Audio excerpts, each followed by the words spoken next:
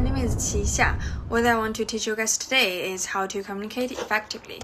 Effective communication can sometimes change more than just one thing or even can save a person's life. First of all, I want to tell a story about myself.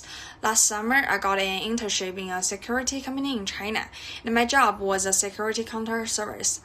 I didn't think this job was particularly difficult, but I ran into one of the biggest problems of my life at this job. One day morning, I was calling people who had won the chance to buy the new share, and my job is to remind them to make sure they had enough money in their account.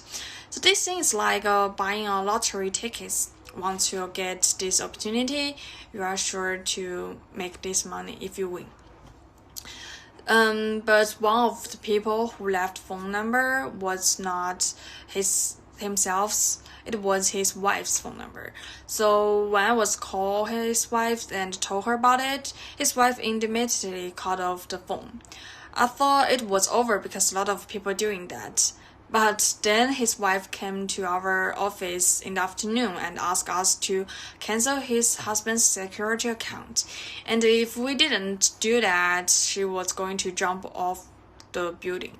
And you guys do know what the horrible thing is? None of the security guards dared to go up and pull it down from under the window because she was pregnant. Like no one wanted to hurt herself and her child. So this is where the importance of the effective communication coming into play. The first point is to be an active listener, saying what the other persons want to hear to calm the emotions. The physician communication expert Kenny H. Kong says that active listening is listening with all of once. The starting place for effective communication is effective listening. At that time, when the pregnant woman is standing outside of the window and says to my husband has lost a lot of money and I will jump if you don't close the account. If you don't listening to her and say I will call the police if you don't calm down, something like that, you are not listening and respecting what other people are saying, which may cause her jump out of the window. The only thing in communication when the listening carefully to other people's problems can makes each others feel that you care about these problems and willing to understand the matter to achieve a positive effect. When listening to each others, we should let each others understand, I know what you feel. I'm interested in what you have to say.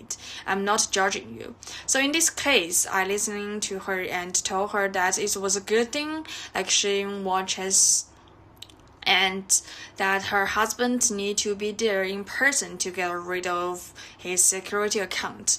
So I asked her to calm down and call his numbers first.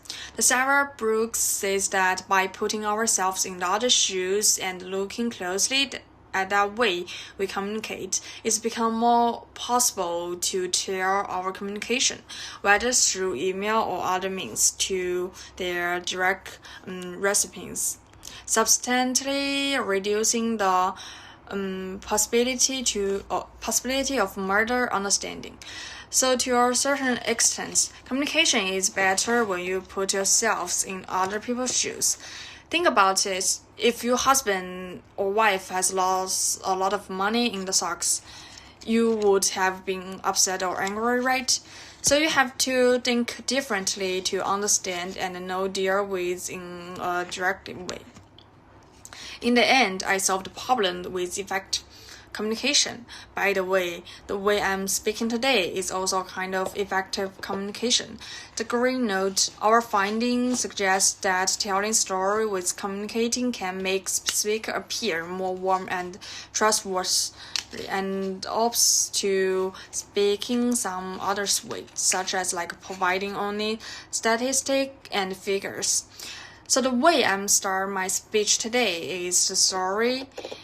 A story is also to better capture your guys' attention and better to understand.